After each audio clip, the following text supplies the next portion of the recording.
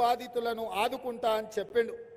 మరి నేను ఇవాళ మా మిత్రుడు సంపత్ కుమార్ని అడుగుతున్నా, ఆనాడు మునిగిపోయిన ఇండ్లకు ఈనాడు వరకు కూడా కనీసం ఉమ్మడి రాష్ట్రంలో కాదు తెలంగాణ రాష్ట్రంలో కూడా డబుల్ బెడ్రూమ్ ఇల్లు కట్టియలే. అదే కాదు, ఆనాడు కాంగ్రెస్ పార్టీ హయాంలో మొదలుపెట్టిన పాలమూరు రంగారెడ్డి ఎత్తిపోతల పథకం ఈరోజు ఎక్కడేసిన గొంగడి అక్కడనే ఉంది. కల్వకుర్తి, భీమా, నెట్టంపాడు, కోయిలి సాగర్, రాజోలి బండ, అదే విధంగా మా మిత్రుడు దీక్ష చేసి సాధించిన తుమ్మిళ్ళ ప్రాజెక్టు కూడా దుమ్ము కొట్టుకుపోయింది. కూర్చేసుకొని కూర్చొని తుమ్మిళ్ళ కట్టిస్తున్న చంద్రశేఖరరావు ముఖ్యమంత్రి అయినాక మందేసి ఫామ్ హౌస్లో వండుకున్నాడు తప్ప తుమ్మిళ్ళ ప్రాజెక్టు కట్టియలే.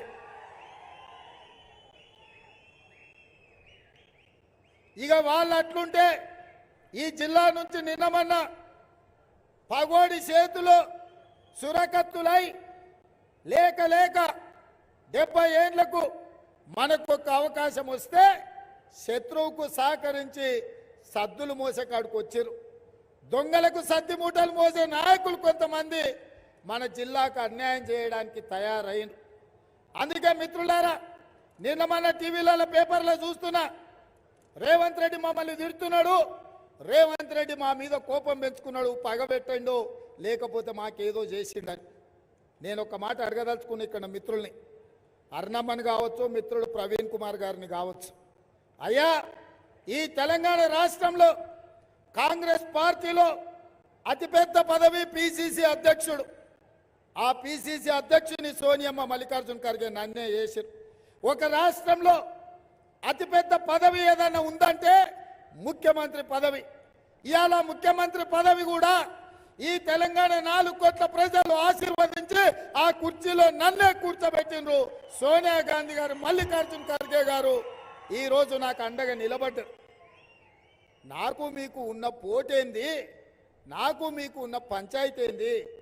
మనకేమైనా గెట్టు తగాదా ఉందా, ఆస్తి తగాదా ఉందా? నాకేం తగాదా ఉంది అర్ణమ్మతోని, ప్రవీణ్ కుమార్తోనని నేను అడుగుతున్నా. నాకున్నది ఒకే ఒక్క అంశము, ఇవాళ 70 ఏళ్ల తర్వాత మన ప్రాంతానికి అవకాశం వస్తే 5 ఏళ్ళు రాజకీయాలను పక్కన పెట్టి, రాజకీయాలకు అతీతంగా ఎజెండాలు పక్కన పెట్టి మన పాలమూరును ఎట్లా అభివృద్ధి చేసుకోవాలి, మనందరం కలిసి దేశంతో పోటీ పడే విధంగా మన ప్రాజెక్టులు ఎట్లా పూర్తి చేసుకోవాలనో కూర్చొని ఆలోచన చెయ్యకుండా వచ్చినప్పటి నుంచి కాళ్ళల్లో కట్టెబెట్టి కింద పడేయాలని చూసుడు మీకు ధర్మమా అని నేను అడుగుతున్నా. అర్ణమ్మతో నాకేం పంచాయతే? అర్ణమ్మ దగ్గర ఉన్నదేందని నేను గుంజుకోనికే. గద్వాలలో ఆమె పార్టీ బీజేపీ పార్టీ ఎమ్మెల్యేకి నిలబడితే 7,000 ఓట్లు వచ్చి డిపాజిటే గల్లంత అయింది. ఇంకా మీ దగ్గర ఏముందమ్మా నేను అడగనికే. అదే విధంగా మిత్రుడు ప్రవీణ్ కుమార్ ఐపీఎస్ ఆఫీసర్, ఏ రోజు కూడా ఆయనను గౌరవించినాం. ఆయన ఉద్యోగం రాజీనామా చేసినప్పుడు, ఆయన ఉద్యోగంలో ఉండి చంద్రశేఖరరావు ఆయనను ఇబ్బంది పెట్టినప్పుడు మేమందరం ప్రవీణ్ కుమార్ గారికి అండగా నిలబడ్డాం. ఆయన ఉద్యోగ రాజీనామా చేసినప్పుడు మేము కూడా బాధపడ్డాం. ప్రవీణ్ ప్రజా జీవితంలో ఉండాలి, దొరలకు వ్యతిరేకంగా కొట్లాడాలి అని మేమందరం ఆయనను ఆహ్వానించినాం. మరి నేను ఇవాళ అడుగుతున్న మిత్రుడు ప్రవీణ్ కుమార్ గారిని, ఆయన డీజీపీ అయ్యే అవకాశం ఉన్న మీరు ఐపీఎస్ అధికారిగా రాజీనామా చేసి ఈ దొరల పెత్తనాన్ని సహించేదే లేదు, ఈ దొరలకు వ్యతిరేకంగా గడీలను బద్దలు కొడతా, గడీలను గూలుస్తా అని ఆనాడు మీరే కదా ప్రవీణ్ కుమార్ గారు మాట్లాడింది, మీరే కదా ప్రజలకు చెప్పింది.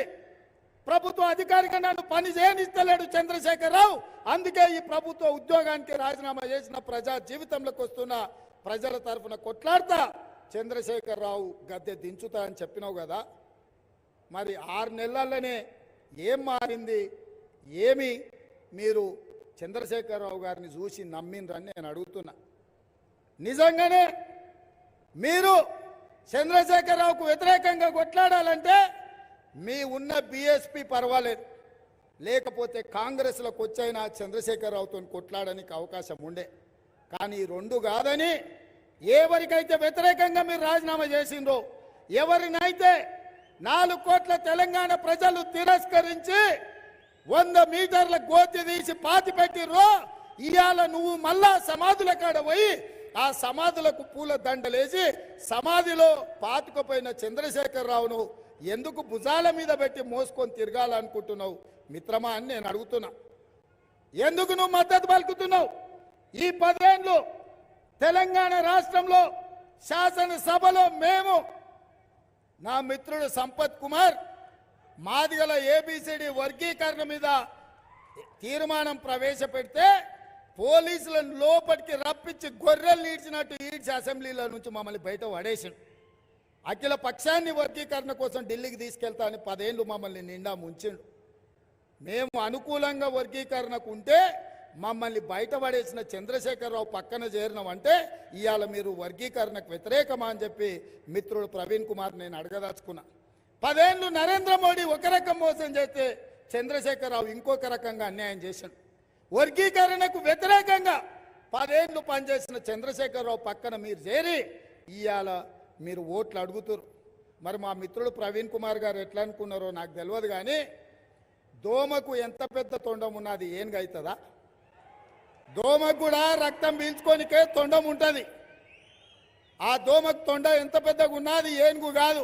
మరి ఎందుకు ఏనుగు తిరిగి దోమ దగ్గరికి పోయిండో ప్రవీణ్ కుమారే ఈ ప్రజలకు చెప్పాలి.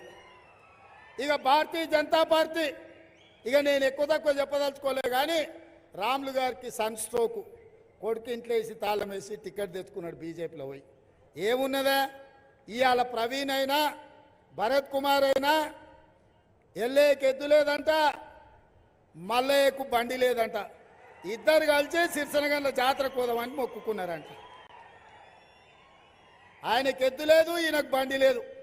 ఇద్దరు కలిసి సవారి తీసి సిరిసనగండ్ల జాతరకు పోతారంటే ఇది శాస్త్రమైన పనేనా? ఇవాళ ఈ రాష్ట్రంలో